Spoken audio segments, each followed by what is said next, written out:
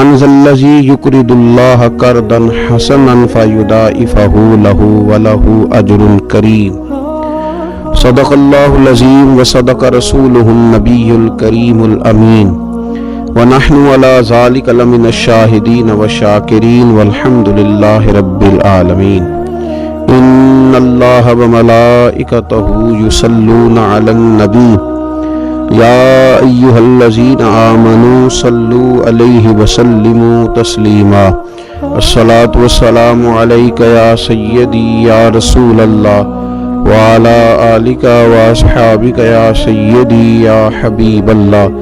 اللہم صلی علی سیدنا و مولانا محمد معدن الجود والکرم وآلہ وصحبہ وبارک وسلم۔ تمام تعریفیں حمد و ثنا اللہ تعالی جل شانہ کے لیے، اور درود و سلام نبی اکرم نور مجسم شفیع معظم احمد مجتبیٰ جناب حضرت محمد مصطفیٰ صلی اللہ تعالی علیہ وسلم کی ذات والا صفات کے لیے حمد و صلات کے بعد، اللہ تبارک و تعالی نے کچھ انسانوں کو مالدار بنایا ہے اور کچھ کو اللہ تعالیٰ نے غریب، فقیر اور مسکین بنایا۔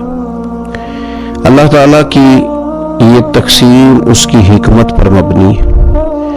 اب مالک کریم نے یہ فیصلہ فرمایا کہ وہ جن کو اللہ نے اپنے فضل سے مالدار کیا ہے وہ اپنے غریب، مسکین اور کمزور مسلمان بھائیوں کا خیال رکھے۔ اور اسلام کا حسن دیکھیے، اسلام کا کمال دیکھیے کہ رب تعالیٰ فرماتا ہے تم خرچ کرو گے مسکین پر، غریب پر، اور وہ قرض دو گے تم اپنے رب تعالیٰ کو۔ خرچ اس پر کرو گے اور قرض اپنے رب تعالیٰ کو دو گے۔ ارشاد فرمایا من ذا الذی، کون ہے وہ جو اپنے رب کو اچھا قرض دے، جو اپنے رب کو اچھا قرض دے، قرض حسنا دے، فیضاعفہ لہ، اور پھر اللہ تبارک و تعالی اسے دونا کر کے واپس کرے گا۔ اللہ اس کے لیے وہ قرض جب واپس کرے گا تو رب دونا دے گا، ڈبل عطا فرمائے گا، اور وَلَهُ أَجْرٌ کریم، اور ان کے لیے جو ثواب ہے وہ عزت والا ہے۔ صدر الفاضل سید نعیم الدین صاحب مراد آبادی رحمۃ اللہ علیہ فرماتے ہیں کہ یہ دیکھو کریم کا کرم کہ خود اپنے بندے کو مال عطا فرما رہا ہے، پھر خود ہی فرما رہا ہے کہ تو مجھے قرض دے۔ اور یہ عین انسان کے مزاج اور فطرت کے مطابق بات کی کہ تم مجھے قرض دو۔ جب کوئی انسان کسی کو ویسے کوئی چیز دیتا ہے تو اس کا خیال ہوتا ہے شاید واپس ملے نہ ملے، لیکن جب قرض دیتا ہے اس کا خیال یہ ہوتا ہے کہ یہ ضرور مجھے واپس ملے گی۔ تو فرمایا چونکہ تمہارے مزاج ہیں، تمہاری طبیعت ہے، تمہاری فطرت ہے، تم سمجھتے ہو کہ قرض ہمیں ضرور واپس ملے گا، لہذا تمہارا رب تمہیں کہہ رہا ہے کہ تم مجھے قرض حسنا دے دو۔ اپنے غریب بھائیوں پر، مسکینوں پر، کمزوروں پر خرچ کرو اور اپنے رب کو قرض حسنا دے دو، رب تمہیں ڈبل کر کے واپس عطا کرے گا، اور جو اجر دے گا وہ عزت والا دے گا۔ جو تمہیں ثواب عطا فرمائے گا وہ اکرام والا اللہ تمہیں ثواب عطا کرے گا۔ نبی پاک صلی اللہ تعالی علیہ وسلم نے نا انفاق کی تعریف کی، اللہ کے راستے میں خرچ کرنے کی۔ جب تک امراء، مالدار لوگ خرچ نہیں کریں گے غرباء پر، مساکین پر، طلباء پر، فلاحی کاموں میں، دینی کاموں میں جب تک وہ خرچ نہیں کریں گے تب تک معاملہ آگے نہیں بڑھے گا۔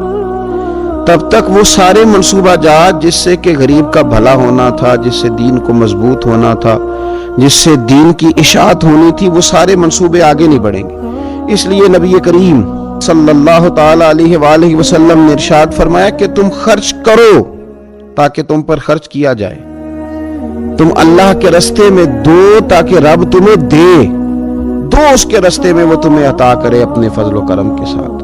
اللہ تبارک و تعالیٰ کے راستے میں جب خرچ کیا جاتا ہے تو رب راضی ہوتا ہے، پھر بندے کو اور زیادہ عطا کرتا ہے۔ آپ دیکھیے کہ اسلام نے خرچ کرنے کے بہت سارے مواقع بنائے اور فردن فردن غریب کو امیر کے ساتھ جوڑا، امیروں سے کہا کہ غرباء کا حصہ نکالو، سال کے بعد زکوٰۃ کا حکم دیا، ہر وہ شخص جو صاحب نصاب ہے وہ سال کے بعد زکوٰۃ ادا کرے۔ رمضان مبارک آیا تو صدقہ فطر کو رکھا گیا تاکہ جو غرباء ہیں، مساکین ہیں، وہ بھی عید کی خوشیوں میں امیر مسلمانوں کے ساتھ شامل ہوں۔ پھر جب فصل کا موقع آیا تو عشر رکھا گیا تاکہ غریب بھی تمہارے غلے میں، تمہارے اناج میں، تمہاری گندم میں، تمہارے چاول میں، تمہاری سبزی میں شریک ہو جائے۔ ہر موقع پر ان کو یاد رکھنا، ان کو ساتھ ملانا۔ قربانی رکھ دی گئی، اور قربانی بھی جب رکھی گئی تو امیر پر رکھی گئی۔ اس کا فلسفہ بھی یہی ہے کہ امیر قربانی کریں گے اور غریبوں تک اس کا گوشت پہنچائیں گے۔ میرے رسول کریم صلی اللہ تعالی علیہ وآلہ وسلم نے یہ خوبصورتی کے ساتھ ایک کو دوسرے کے ساتھ جوڑا۔ اب ہوتا کیا ہے؟ ہوتا یہ کہ انسان کو مال سے پیار ہوتا ہے، فطرتاً کمائے ہوئے مال سے محبت ہوتی ہے۔ انسان بسا اوقات یہ سمجھتا ہے کہ بڑی مشکل سے تنکا تنکا کر کے، محنت کر کے، جدوجہد کر کے میں نے یہ مال جمع کیا ہے تو اب میں دے دوں۔ ایک لمبا عرصہ تک میں نے پردیس کاٹا، مشکلات برداشت کی، اور میں نے کئی راتوں کے رت جگے اس کام کے نام کی، اور آج اگر مالی طور پر میں مضبوط ہوا ہوں تو کیا میں یہ مال دے دوں؟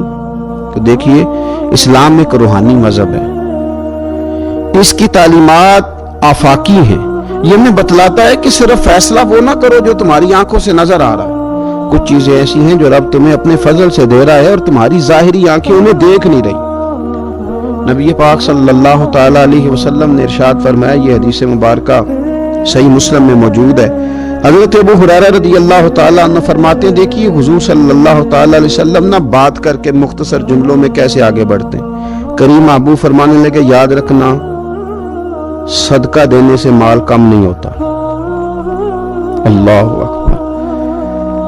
آپ کو تو میسج آ گیا بینک سے کتنے پیسے کم ہو گئے، آپ نے تو جو گن کے دراز میں رکھے تھے اس میں سے لاکھ میں سے آپ نے تو 5,000 دے دیا، تو آپ کو تو پتہ ہے وہ 95 رہ گیا ہے۔ لیکن یہ صحیح مسلم کے لفظ ہیں، حضور فرماتے ہیں صدقہ دینے سے مال کم نہیں ہوتا۔ کائنات کے سب سے سچے، کھرے، صادق اور امین محبوب علیہ الصلوۃ والسلام نے فرمایا کہ صدقہ دینے سے مال کم نہیں ہوتا۔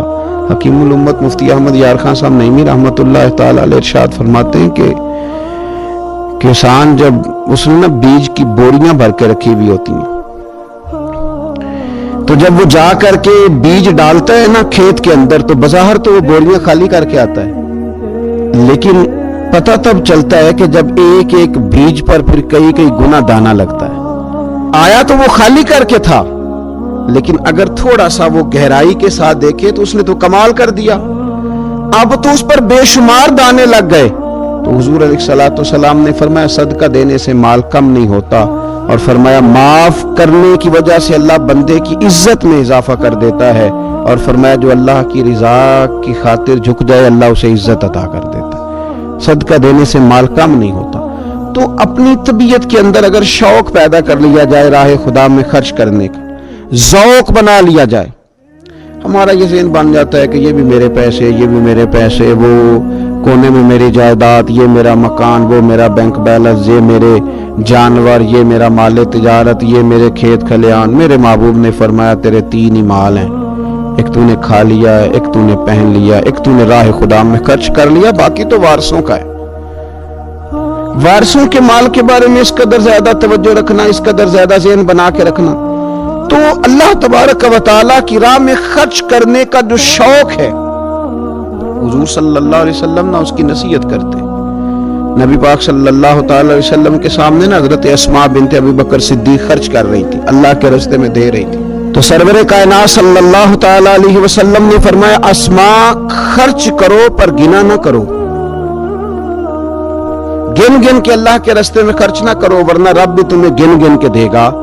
فرمایا تم اس کے راستے میں اس کی راہ سے کچھ بچا کے نہ رکھو تو رب تعالیٰ بھی جب تمہیں دے گا نا تو پھر بے حساب ہی عطا فرمائے گا۔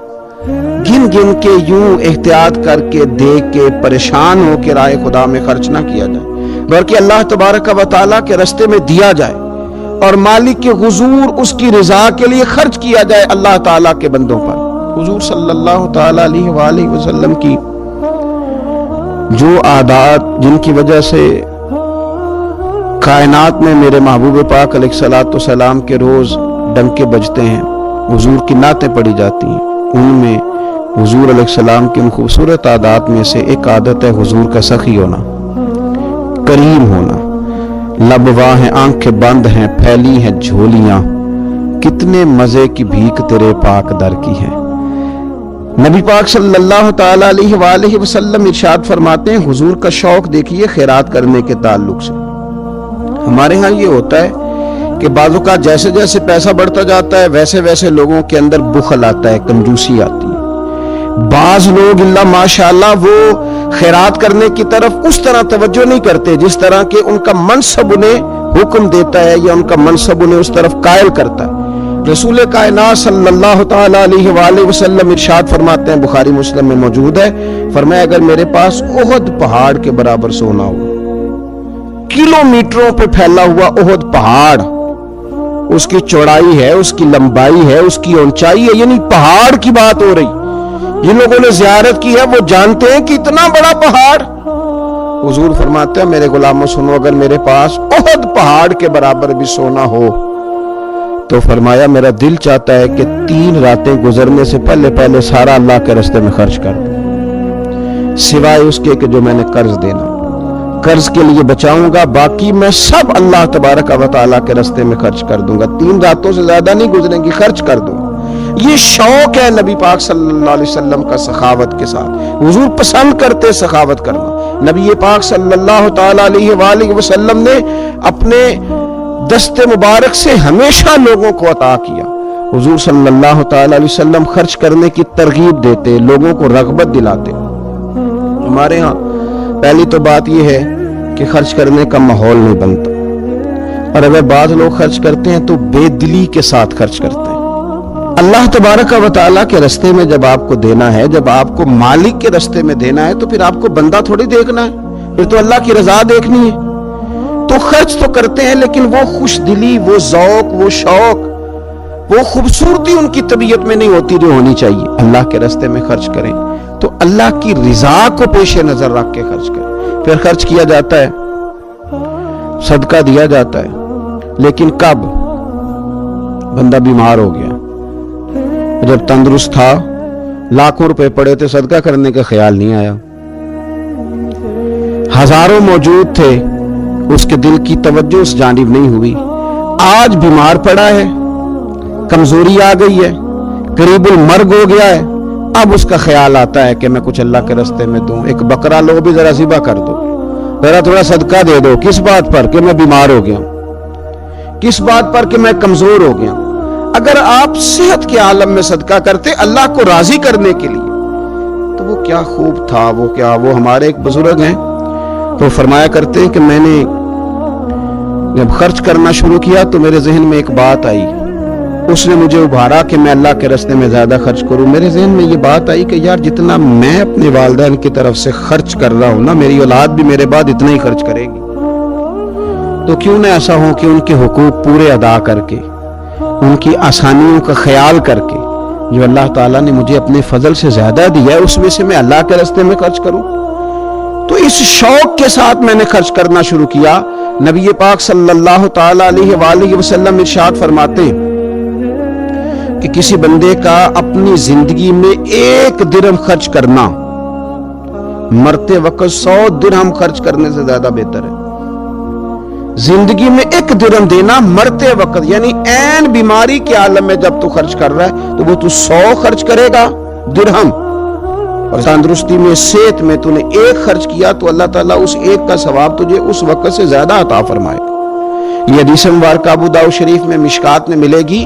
हुजूर फरमाते सेहत के आलम में खर्च कर, बजाय इसके कि तेरी तरफ से कुछ सदका देने जाए, तू खुद सदका देने जा, अपने हाथों से दे और शौक बना के दे और तवज्जो करके दे, और तेरी तबीयत लगी हुई हो और तू खुद अपने कंधे पर रख के जाए, गरीबों के घर में पहुंचा के आए, और तू तेरा दिल करे कि अगर मेरे घर के अंदर गंदम मौजूद है फिर कोई भूखा ना सोए, अगर मेरे पास ताकत मौजूद है किसी को कपड़ा पहनाने की तो फिर कोई गरीब सर्दी में ठिठुरता ना सोए, अगर मेरे पास ताकत मौजूद है मकानात बनाने की, फिर मालिक करीम का कोई बंदा जिसको मेरे रब ने पैदा किया, उसकी कुदरत का जो शाहकार है रसूल पाक अलैहिस्सलाम का कोई गुलाम बगैर छत के ना सोए। اگر میرے پاس طاقت ہے تو پھر میرا حال تو یہ ہونا چاہیے نا کہ کسی غریب کی بیٹی اس لیے نہ بیٹھی رہے کہ اس کے پاس جہیز کوئی نہیں، یوں نہ ہو کہ میرے گھر کے اندر تو آدھا کھانا کھایا جائے اور آدھا ضائع کیا جائے، لیکن بہت سارے لوگ ایسے ہیں جو رات کو ترس ہیں کہ کچھ مرضی کا من پسند مل جاتا تو پیٹ بھر کے کھا لیتے۔ سخاوت کا حکم دیا گیا، صحت کے عالم میں خرچ کریں، تندرستی کے عالم میں خرچ کریں، اللہ کی رضا کے لیے خرچ کریں۔ یہ ماحول نہ بنائے کہ بیمار ہو گیا ہوں تو جا بیٹے صدقہ کر دے، اب میں کمزور پڑ گیا ہوں تو جا بیٹے تو کچھ اللہ کے راستے میں خرچ کر دے۔ ایک شوق ہو، ایک طبیعت ہو۔ نبی پاک صلی اللہ تعالی علیہ وآلہ وسلم کی پیاری زوجہ، ذرا یہ انداز بھی دیکھیے گا، حضرت سیدہ عائشہ صدیقہ رضی اللہ تعالیٰ عنہ فرماتی ہیں کہ ہم چونکہ حضور کی ازواج کثیر تعداد میں تھی تو کبھی نہ نبی پاک صلی اللہ علیہ وسلم سے کچھ سوالات بھی کرتی تھی، اور اس سوالات کے اندر محبت چھلکتی تھی، محبت میں ایک دوسرے سے آگے بڑھنا چاہتی تھی۔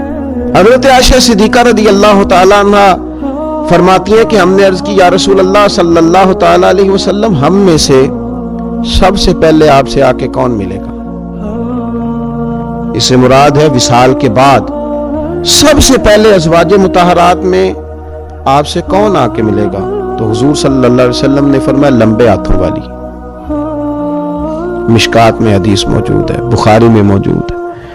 حضرت عائشہ صدیقہ کہتی ہیں حضور نے فرمایا وہ جو لمبے ہاتھوں والی ہے نا، میری اہلیہ، میری زوجہ، مومنوں کی ماں، وہ ملیں گی۔ تو کہتی ہیں حضرت سودا رضی اللہ تعالیٰ عنہ کے ہاتھ لمبے تھے، قد بڑا تھا، تو ہماری نظر یہ تھی کہ حضرت سودا کے بارے میں حضور نے فرمایا کہ وہ ملیں گی، لیکن کہتی ہیں کہ وہ تو ہمیں بعد میں پتہ چلا جب حضرت زینب رضی اللہ تعالیٰ عنہ کا وصال ہوا تو سمجھ آئی کہ لمبے ہاتھوں سے مراد ہاتھوں کا لمبا ہونا نہیں، صدقہ اور خیرات زیادہ کرنا۔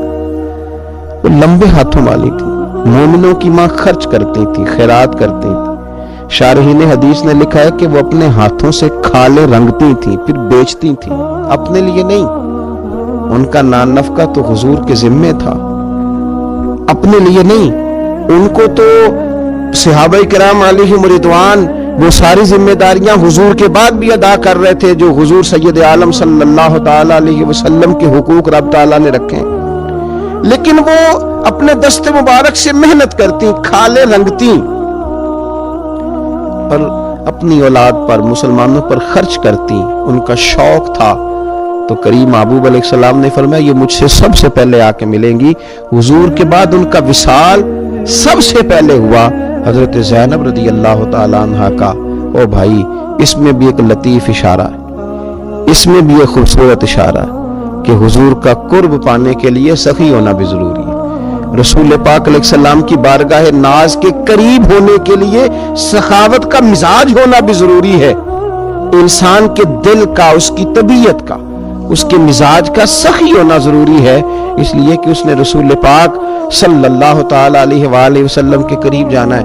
اعلیٰ حضرت بریلوی رحمۃ اللہ تعالیٰ نے لکھا ہے، فرماتے ہیں اللہ کے محبوب علیہ السلام اچانک مسجد میں تشریف لائے اور نماز کا وقت ہو گیا، اقامت کہہ دی گئی۔ سرور کائنات صلی اللہ تعالی علیہ وسلم نے نا اقامت کہیں جا چکی تھی، پر حضور باوجود اس کے گھر چلے گئے، تھوڑی دیر کے بعد واپس آئے۔ اب ظاہر ہے صحابہ کے دلوں میں سوال تھا کہ اقامت ہو چکی تھی، حضور کہاں تشریف لے گئے؟ تو حضور نے فرمایا میں مسجد آیا تو میرے دل میں خیال آیا کہ گھر میں تو چند دینار پڑے ہوئے ہیں، تو میں نماز پڑھانے سے پہلے گیا ہوں نے اللہ کے راستے میں خیرات کیا، پھر تمہیں آ کے نماز پڑھائی۔ یار اپنا شوق بنائیں۔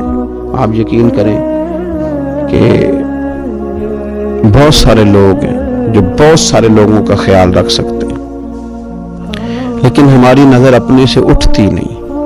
ہم اپنے آپ سے سوچنا شروع کرتے ہیں، اپنے اوپر ختم کر لیتے ہیں۔ اگر بہت زیادہ بڑھ کے سوچیں گے تو اپنی اولاد کا سوچیں گے۔ ذہن بنائیں سخاوت کا، اور رمضان شریف میں خاص کر کے توجہ کریں۔ آپ مساجد کا خیال کریں، مدارس کا خیال کریں، اور خوب خیال کریں، اور غرباء کا خیال کریں، مساکین کا خیال کریں، کمزور لوگوں کا خیال کریں۔ دیکھیں رب فرماتا ہے خرچ تم نے غریب پہ کرنا ہے، پر قرض تم نے اپنے رب کو دینا۔ نوجوانوں، آرام پسندی تھوڑی کم کرو۔ ہر وقت لیٹنا، ہر وقت آرام تلاش کرنا، یہ کمزور کر دیتا ہے جوانوں۔ لقد خلقنا الانسان فی کبد، ہم نے انسان کو مشقت میں رہتا ہوا پیدا کیا. میں نے ابھی دوستوں سے کہا ہے, پھر آپ کی خدمت میں عرض کرتا ہوں, رات ہو گئی ہے تقریباً 11 گھنٹے کی. 7 بجے عشاء ہوتی ہے اور 6 بجے کے بعد ہی عموماً سب جگہوں پہ فجر کی نماز ہوتی ہے, تو 11 گھنٹے کی رات بنتی. بہت زیادہ بھی ڈاکٹر کہتا ہے کوئی سوئے تو 8 گھنٹے سو لے, نیند پوری ہے. اگر عشاء کے بعد موبائل کرو جلدی بند, تو ذرا سحری میں اٹھو, بندہ ہو جوان اور اٹھ کے پڑھے تہجد, تو مزہ نہیں آ جاتا. اور جو سحری کے وقت دعا کا مزہ ہے, جو دعا کی لذت ہے, نبی کریم علیہ السلام نے صبح صبح سیدہ پاک کو آواز دے کے کہا یہ ہماری تعلیم کے لیے, فرمایا اٹھو, یہ رب کریم سے سوال کرنے کا وقت ہے. پچھلی رحمت پچھلی راتی رحمت رب دی کرے بلند آوازہ, او بخشش منگن والے کارن کھلا جے دروازہ. لیکن ہمارا مسئلہ یہ ہے کہ جس ٹائم جاگنا ہے اس ٹائم سوتے ہیں, جس ٹائم سونا ہے اس ٹائم. ایک گزارش تو یہ ہے کہ کوشش کریں ان راتوں میں تو کم از کم تہجد پڑھی جائے, اور یہ کوشش کر کے دیکھیں مزہ آئے گا. اور پھر ادھر ادھر لوگوں کو دکھ بتانے کی بجائے نا, جب تہجد کی 2 رکعتیں پڑھ لے تو سارا اپنے رب کی بارگاہ میں عرض کر دے, بوجھ بھی ہلکا ہوگا دل کا, راز بھی رکھا جائے گا اور کرم بھی ہو جائے گا. اور دوسری گزارش یہ ہے کہ سرکار دو عالم علیہ السلام نے نوجوانوں سے کہا تھا, جوانوں یا نکاح کرو یا روزے رکھو. یہ بڑے آسان دن ہے روزے رکھنے کے لیے. اچھی رکھیں جی, آپ لوگ بیٹھ جائیں, اللہ آپ کو سلامت رکھے, اللہ تعالیٰ برکت دے. آپ بھی بیٹھ جائیں جی, اللہ تعالیٰ سب کو برکات عطا کرے. یہ حضور کے نام کی محفل ہے نا جی, اس کا ادب بہت زیادہ ہے. اس میں آپ اس طرح کھیلیں گے موبائلوں کے ساتھ تو یہ ویسے ہی ادب کے خلاف. اللہ سے 2-4 دوست بنا لیں, باقیوں کو دے دیں, کافی ہو گیا, لیکن یہ اس پہ مصروف نہ ہو آپ. بھائیوں, اللہ کریم نے ارشاد فرمایا کہ وداعیا الی اللہ, ہم نے آپ کو داعی الی اللہ بنایا ہے, اللہ کی جانب دعوت دینے والا.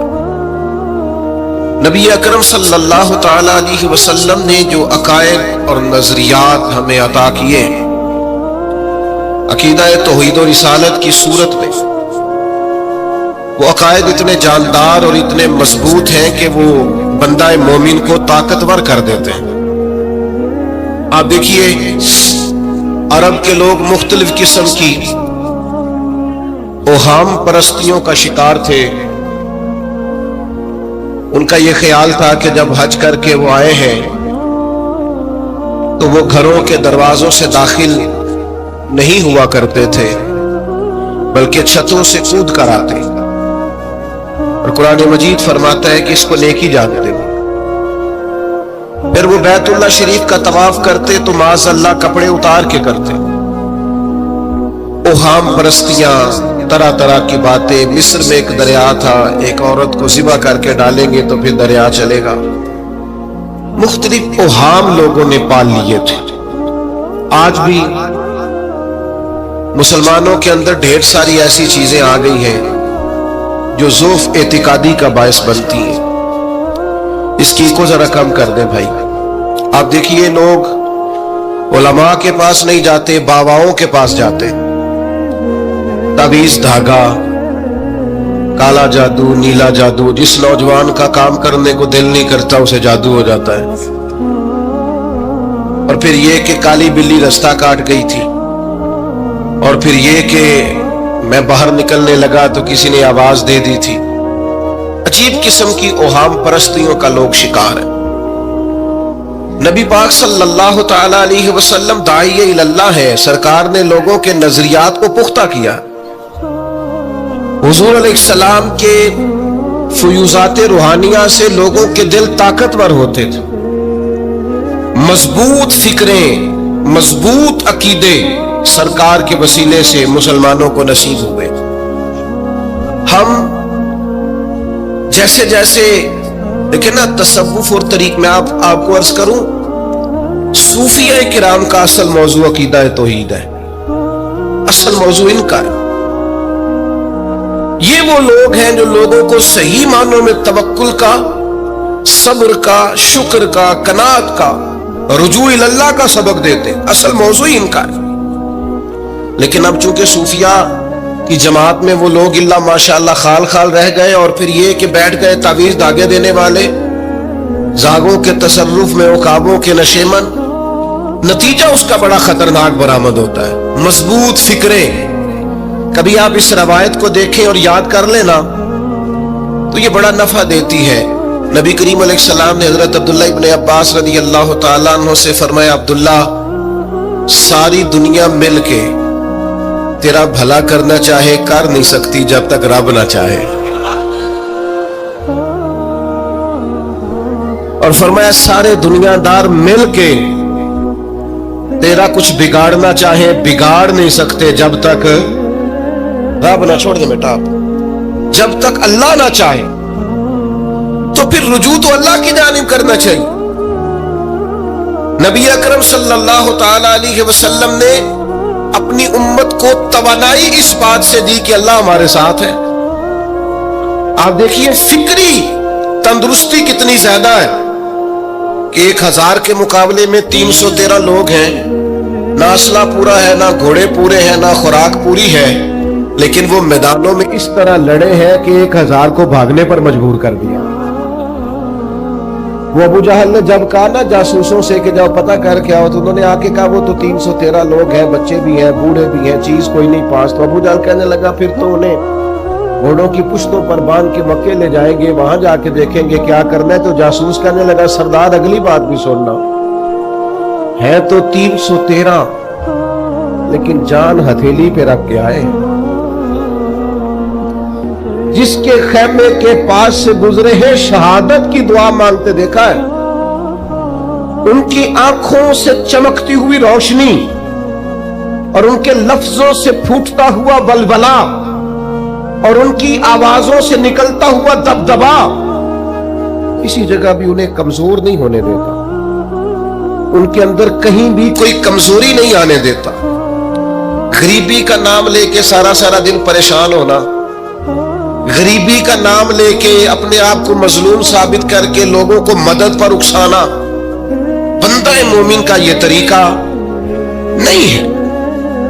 اپنی توجہ اللہ کی جانب کرے، نبی رحمت علیہ السلام کی بارگاہ میں استغاثہ پیش کرے، لیکن دنیا داروں کو مائل کرنا، لوگوں کی جیبوں کی طرف دیکھنا، یہ مومن کی شان گردن کو جھکا دیتا ہے خیرات کا پتھر۔ جہاں میں مانگنے والوں کے سر کبھی اونچے نہیں ہوتے، اور غیرت ہے بڑی چیز جہانے تگو دو میں۔ بھائی آپ طاقتور بنے۔ دیکھیں نا، ایک نوجوان نے آ کے حضور کی بارگاہ عالی مرتبت میں عرض کیا تھا، یا رسول اللہ صلی اللہ علیہ وسلم، غریب ہوں کچھ دیجئے۔ تو حضرت جابر ابن عبداللہ رضی اللہ تعالیٰ عنہ فرماتے ہیں، ہم نے حضور سے بڑا کچھ سنا، یہ لفظ نہیں، لفظ لا، یعنی میرے پاس نہیں ہے، یہ ہم نے حضور سے سنا ہی نہیں۔ ایسا کوئی محبوب کہیں ہوگا نہ کہیں ہے، بیٹھا ہے چٹائی پہ مگر عرش نشی ہے، اور ملتا نہیں کونین کو کیا کیا تیرے در سے، بس ایک لفظ نہیں ہے جو تیرے لب پہ نہیں ہے۔ اور یہ فاضل بریلوی رحمت اللہ علیہ کا انداز بھی دیکھیے، کہتے ہیں واہ کیا جود و کرم ہے شہ بتہا تیرا۔ اور یہ ذرا دیکھیے شعری ذوق دیکھیے، واہ کیا جود و کرم ہے شہ بتہا تیرا، نہیں سنتا ہی نہیں، نہیں کیا انداز ہے۔ اب یہ کیسی زبان ہے اور کیسا یہ محاورے کا استعمال ہے، جو شعری ذوق رکھتے ہیں وہ سمجھے، کہتے ہیں نہیں سنتا ہی نہیں، کون؟ مانگنے والا تیرا۔ یا رسول اللہ آپ سے مانگنے والا نہیں سنتا، حضور عطا کرتے۔ اور ایک جگہ پہ فرماتے ہیں، میرے کریم سے گر قطرہ کسی نے مانگا، دریا بہا دیے ہیں دربے بہا دیے ہیں۔ حضور تو دیتے، پر نوجوان نے جب آ کے عرض کی نا، یا رسول اللہ صلی اللہ علیہ وسلم کچھ دیجئے، وہ جوان ہو، چڑھتی جوانی ہو، اور پھر وہ سوال کرے۔ ہمارے ساتھ ایک دوست پڑھا کرتا تھا، یہ 3 مہینے کی چھٹیاں ہوتی تھی تو وہ مستریوں کے ساتھ مزدور لگ جاتا۔ ہم نے اسے کہا، یار تو तब 9th 10th के अंदर मजदूरी करने जाना तो कहता सी यार मैं कद मेरा एडा बड़ा हूं अब्बा जी को मांग दिया शर्म आउंदी। ये सोच नौजवानों में पैदा होनी जरूरी है। अब मैं अब्बा जी से मांगू, ये तो देना चाहिए। उसने आके अर्ज की या रसूल अल्लाह सल्लल्लाहु अलैहि वसल्लम कुछ दीजिए, तो हुजूर फरमाने लगे तेरे पास कुछ भी नहीं। उसने कहा एक प्याला है मेरे पास घर में और एक कंबल है। इतना गरीब बंदा है कोई महफिल में जिसके घर में एक ही प्याला हो, एक ही कंबल हो? कोई भी नहीं इतने बड़े मजमे में। लेकिन अगर कोई हमारी गरीबी का रोना पूछे तो मेरा ख्याल है हर तीसरा बंदा दूसरा बंदा गरीब है और बड़ा ही गरीब है। एक प्याला एक कंबल, करीम ने फरमाया लेके आओ, वो लाए तो महबूब फरमाने लगे कौन खरीदेगा?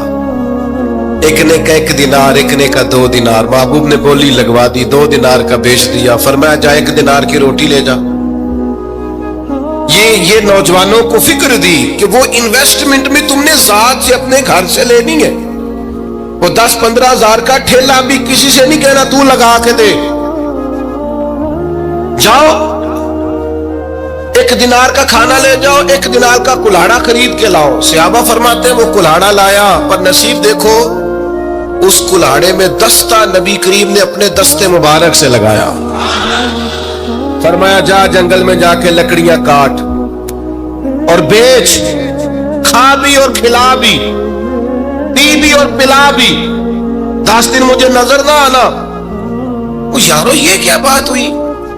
मायूस रहना, कमजोर रहना, फलाने ने मेरे साथ ताउन नहीं किया तो मैं पीछे रह गया, फलाने ने हाथ नहीं पकड़ा। तो अपनी दुनिया आप पैदा कर, अगर जिंदों में खुद जद्दोजहद कर, मैदान में उतर, हिम्मत कर। हजरत हसन बसरी रहमतुल्लाह अलैह के पास एक नौजवान ने आके अर्ज की हुजूर बस आज के बाद मैंने काम नहीं करना। फरमाया तुम्हें क्या हुआ है? कहने लगा आज मैंने अजीब मंजर देखा है। मैंने देखा है कि एक शेर ने शिकार किया है बकरे का, आधा खाया है, आधा मुंह में पकड़ के पहाड़ी पे चढ़ गया। वहां एक नाबीना लोमड़ी बैठी थी, बाकी का उसने उसे खिलाया है। तो हुजूर मैं ये समझ गया हूं कि जो रब उस नाबीना लोमड़ी के लिए बंदोबस्त करता है मेरे लिए भी करेगा, लिहाजा मैंने काम नहीं करना। हजरत हसन बसरी बड़ा मुस्कुराए, फरमाने लगे कहानी में किरदार तूने 2 देखे, एक शेर एक लोमड़ी। फरमाने लगे क्या बात है तेरी, तूने लोमड़ी बनने का प्रोग्राम बनाया, शेर बनने का क्यों नहीं बनाया?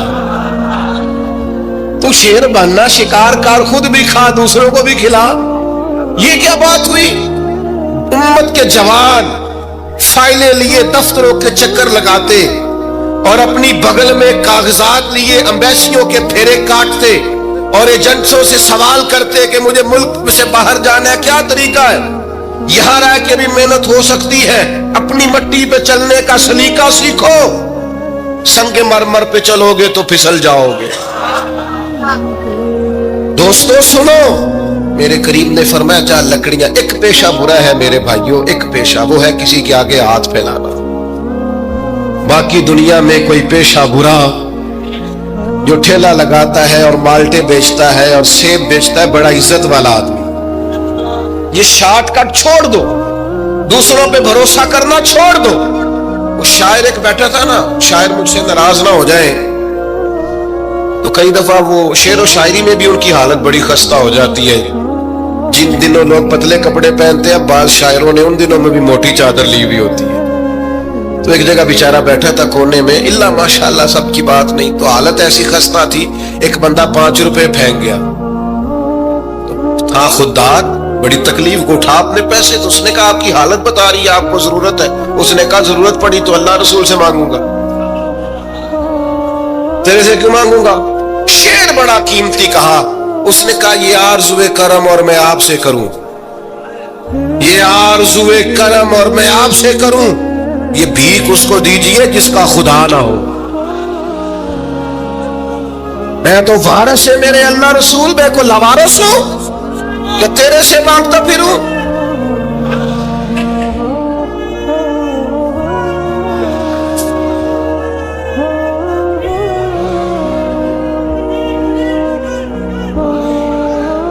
माशाअल्लाह माशाअल्लाह।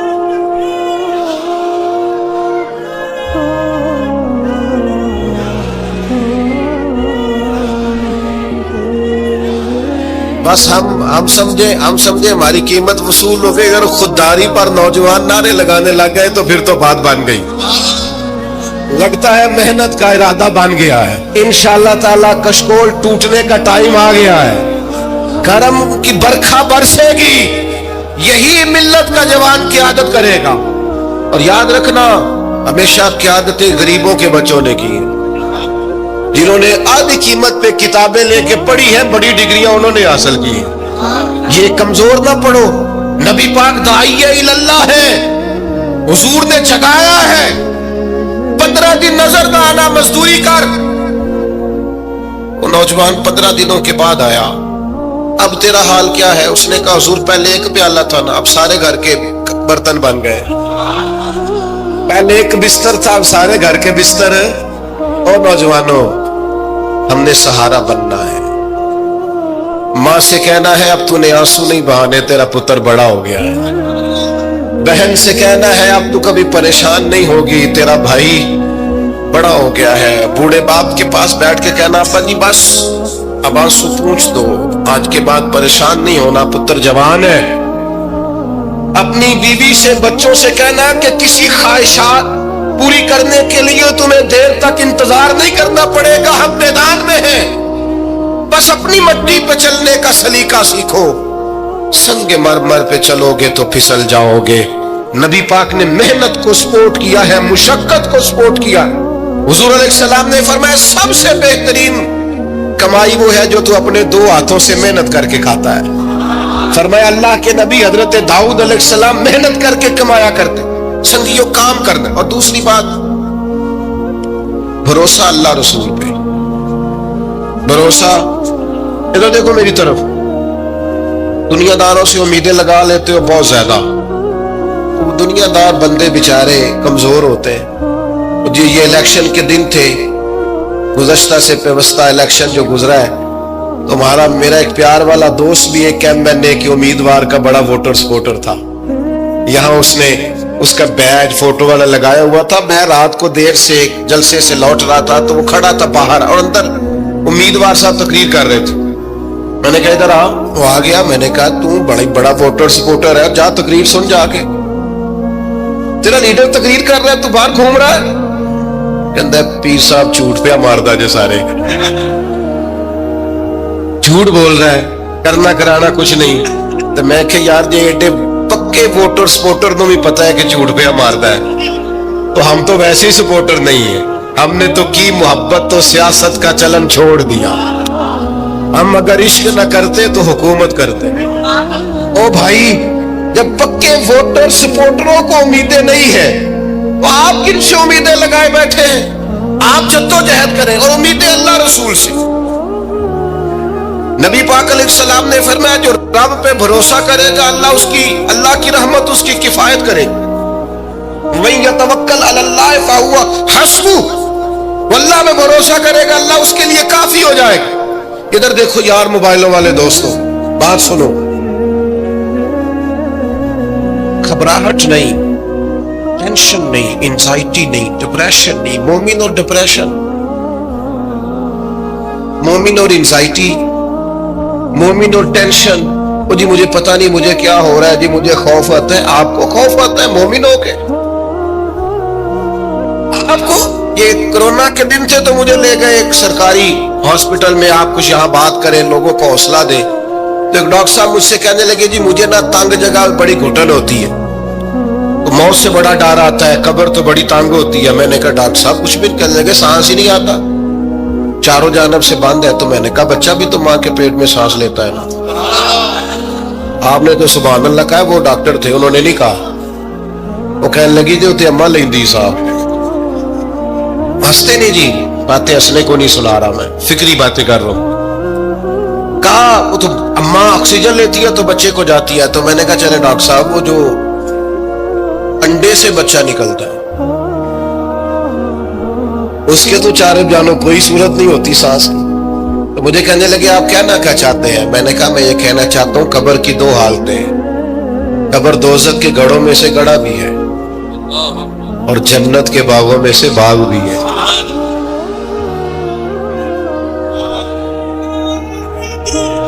سنو یار، اللہ آپ کو خوش رکھے، ماشاء۔ سنے جی سنے، میں نے کہا اگر کسی کا یہ ذہن بن جائے کہ مرنے کے بعد میں نے باغ میں جانا ہے، ایک منٹ کے لیے سوچو نا یار، یعنی ادھر قبر بند ہوئی تو نیچے باغ، اور باغ بھی معمولی نہیں، جنت کے باغوں میں سے باغ، اور باغ ایسا شاندار جس میں آنکھ کھلی تو پہلی زیارت ہی مدینے والے محبوب۔ سیدہ عائشہ صدیقہ کہتی ہیں زمانہ سو جاتا اور میرے رسول مصلی بچھا کے کھڑے ہو جاتے، او یار کھیتی باڑی کر کے نہیں، محنت مزدوری کر کے نہیں۔ جناب عائشہ کہتی ہے میں یہ بھی دیکھتی کہ حضور ایک آیت شروع کرتے تو ساری رات اسی کو پڑھتے، اور میری نظر جاتی تو قدم مبارک پہ ورم آ جاتا۔ یار نماز پڑھ پڑھ کے، اتنی مشقت کر کے، اتنی جد و جہد کر کے ورم آ گیا، یا رسول اللہ اتنی محنت کیوں کرتے ہو؟ فرمایا افلا اکون عبدا شکورا، کیا میں اپنے رب کا شکر گزار بندہ نہ بنوں؟ صحابہ کا ذوق عبادتوں کا، ریاضتوں کا، تلاوتوں کا، طبیعت ان کی، وہ ایک دوسرے کو، حضرت مولا علی شیر خدا کرم اللہ تعالی وجہ الکریم کے زمانے میں روم کے بادشاہ نے کہا یار یہ مسلمانوں کا پتہ تو کرو، یہ آخر کیوں اتنے زیادہ مجاہد ہیں؟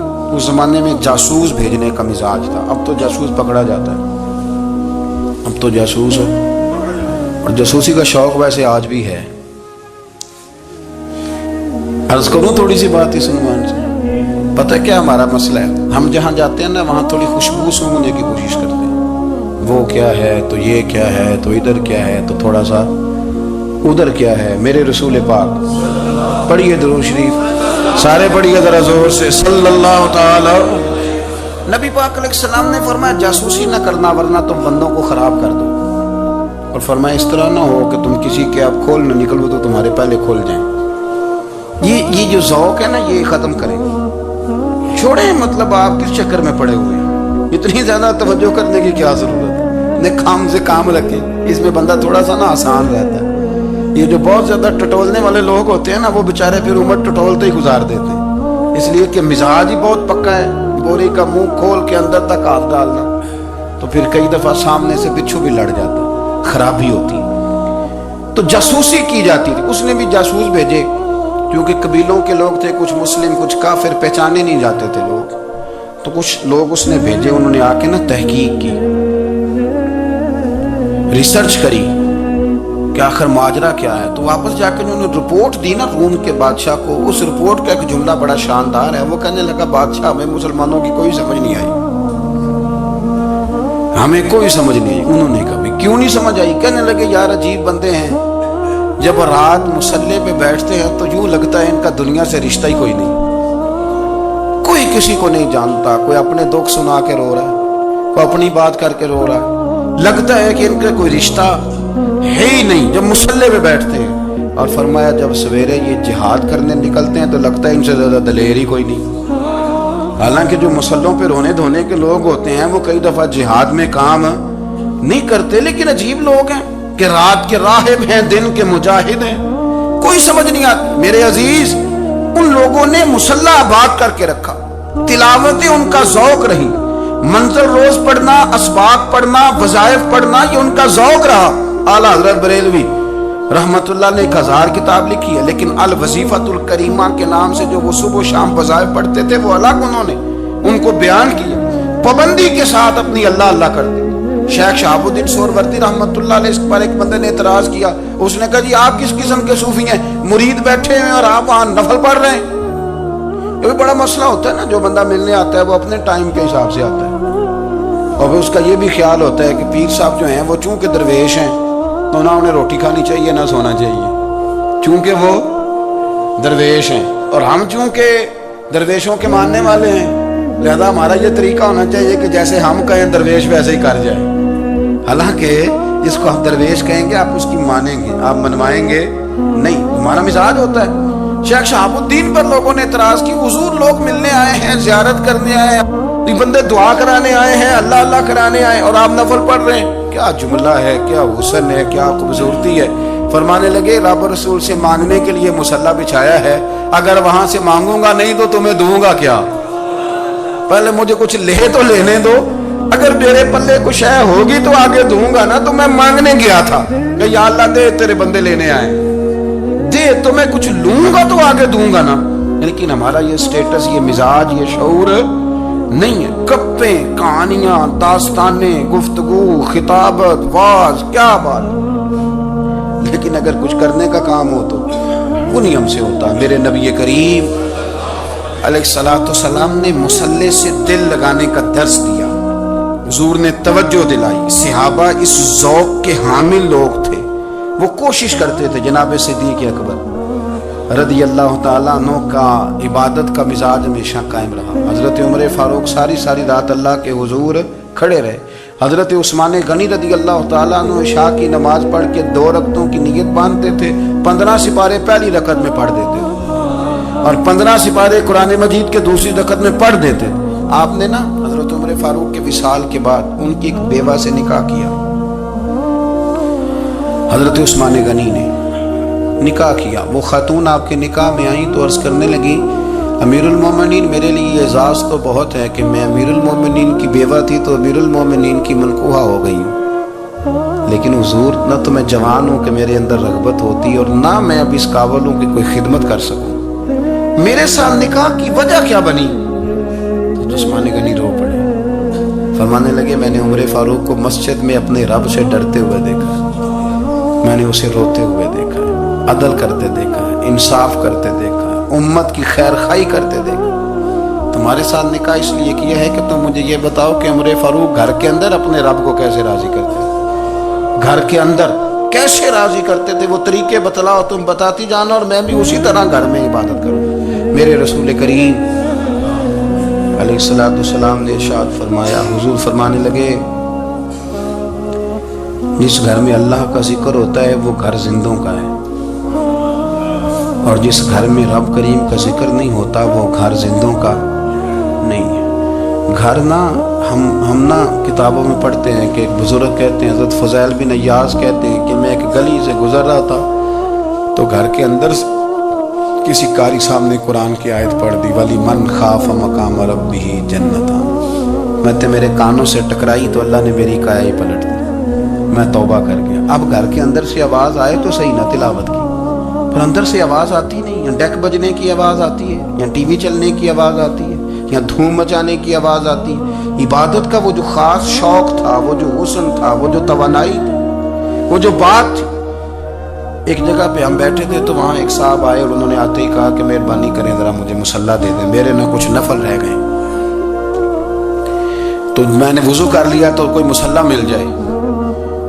مصلی انہیں دے دیا گیا, وہ مصلی لے کے چلے گئے. تو پیچھے ایک صاحب نے تبصرہ کیا, کہنے نے کتنا ریاکار بندہ ہے, لوگوں کو دکھا رہا ہے کہ میں نفل پڑھتا ہوں, ہے کو بات کرنے والی. میں نے اسے کہا, میں نے کہا تو مہربانی کرنا, اس طرح کی ریاکاری تو بھی کر, پکڑ مصلی اور جا, تو بھی تھوڑی ریاکاری کر کے آ, اٹھ ذرا شکر کر. کوئی یہ ریاکار بھی ملا ہے, کوئی نفل پڑھ کے ریاکاری کر رہا ہے. اللہ کا میں کہتا ہوں کو پڑھے تو صحیح نہ یار, یہ کوئی دور ہے نفل پڑھنے کا, اس میں تو لوگوں کا مزاج ہی نہیں, طبیعت ہی نہیں. میں نے کہا چل مہربانی کر, یہ لے مصلی اور تو بھی جا تھوڑی سی ریاکاری کرو تو صحیح نا. مزاج ہی نہیں, ذوق. جمعے کی نماز پڑھ کے یوں دنیا بھاگتی ہے, او ہو پتہ نہیں کون سی پیچھے آگ تھی جو بجھائی جائے گی. اور آج تک لوگ مسئلہ پوچھ رہے ہیں کہ جمعے کی بعد والی سنتیں کتنی ہوتی ہیں. میں نے کہا کتنے سال ہو گئے جمعہ پڑھتے, کتنے سال ہو گئے, ابھی تک سنتوں کا نہیں پتا, ابھی تک نہیں علم کے پہلے کتنی رکھتے ہیں اور بعد میں کتنی رکھتے ہیں. فجر کی سنتیں کب پڑھنی چاہیے, سنو فجر کی سنتوں کے بارے میں. میرے رسول کریم سید عالم صلی اللہ تعالی علیہ وسلم سے ایک صحابی نے پوچھا تھا, حضور میری فجر کی سنتیں رہ گئیں یا رہ جاتی ہیں تو حکم کیا ہے, کیا انداز ہے حضور کا. بخاری مسلم کے لفظ سنو. حضور سید عالم صلی اللہ علیہ وسلم فرمانے لگے, اس نے کیا پوچھا تھا, حضور جواب کیا دیتے, فرمایا فجر کی سنتیں کبھی نہ چھوڑنا, فجر کی پہلی 2 سنتیں کبھی نہ چھوڑنا. یا رسول اللہ صلی اللہ تعالی علیہ وسلم میری رہ گئی ہیں, رہ جاتی ہیں. فرمایا فجر کی 2 سنتیں نہ چھوڑنا.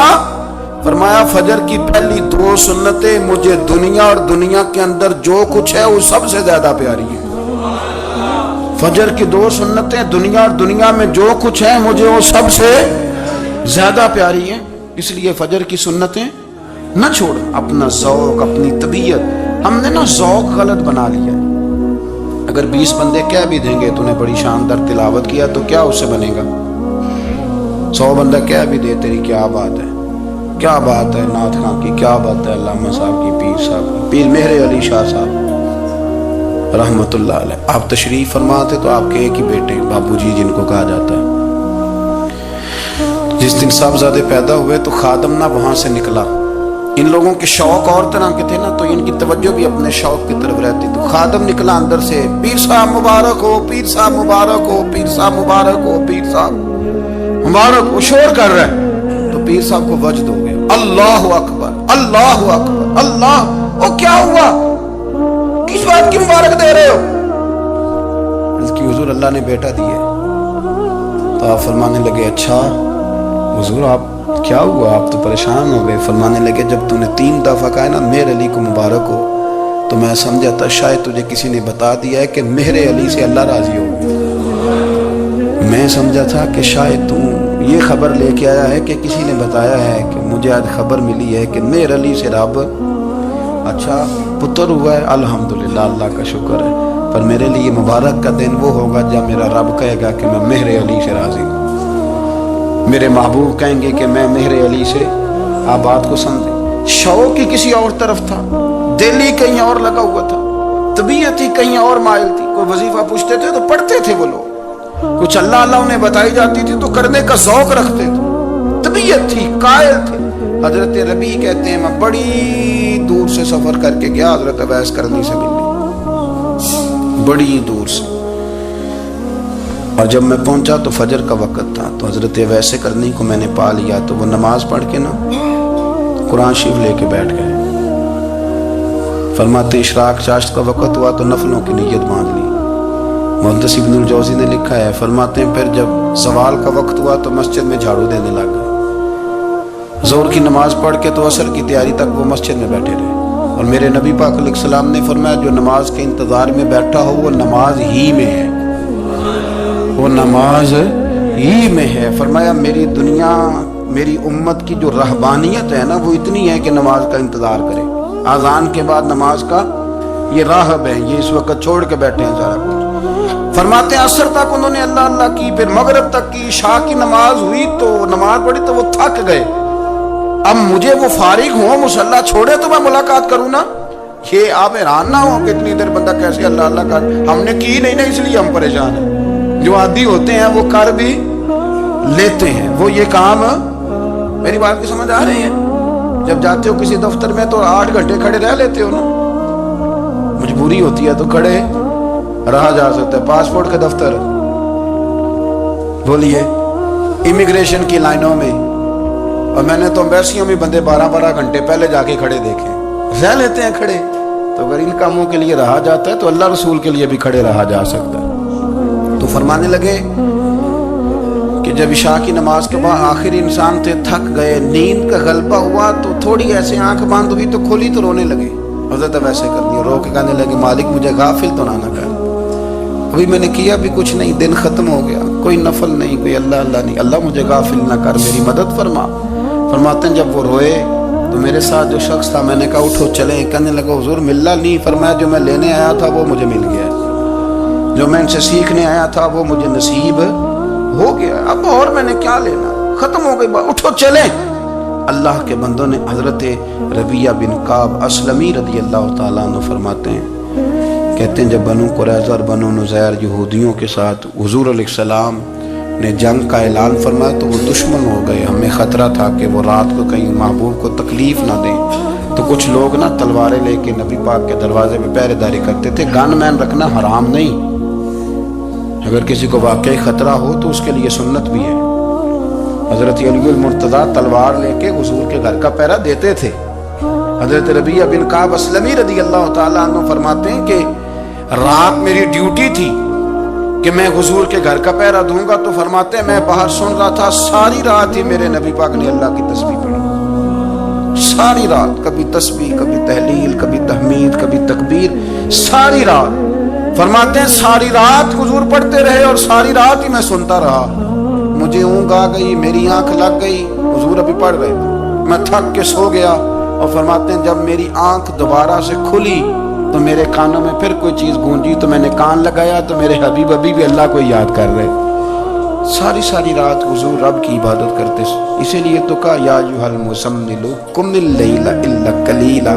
حبیب ساری رات تو نہ جاگا، تھوڑا آرام بھی کر لیے گا. میرے بھائی، اپنا مصلح، اپنی عبادات، اپنے وظائف، اللہ جو آپ نے کسی سے سیکھی ہے اس کو کبھی کمزور نہ ہونے دیں. شجرہ شریف جو کسی بزرگ سے آپ لے لیتے ہیں تو کیا رسم ہے کوئی؟ اس پہ کچھ لکھا ہوتا ہے، وہ پڑھنے کے لیے دیا جاتا ہے. اس پہ لکھا ہوتا ہے کہ یہ اللہ آپ نے کرنی ہے. ساری زندگی کسی اسکول میں داخل ہو گئے اور وہاں جا کے آپ نصاب ہی نہ پڑھیں، کتاب ہی نہ کھولیں تو پاس ہو جائیں گے؟ وہ کہتے ہیں میں 20 سال جاتا رہا ملا کچھ نہیں. تو آپ نے لیا کیا ہے؟ ایک اتنی سی کتاب تھی، اس کو تو کھول کے آپ دیکھ نہیں سکے، اس کے وظائف تک تو رسائی نہ ہوئی. اس لیے کہ اللہ کرنا مشکل ہے اور تصویر کھچانا یہ آسان کام ہے. تو جو آسان ہے اس طرف ہماری توجہ لگی رہتی ہے اور جو مشکل ہے اس طرف ہم ذوق پیدا نہیں کرتے. یا ایھا الناس اعبدوا ربکم الذی خلقکم والذین من قبلکم لعلکم تتقون. اے لوگوں، اس رب کی عبادت کرو جس نے تمہیں پیدا کیا اور تم سے پہلوں کو پیدا کیا. اس لیے عبادت کرو کہ تم پرہیزگار ہو جاؤ گے. مالک سمجھنے کی توفیق عطا فرمائے.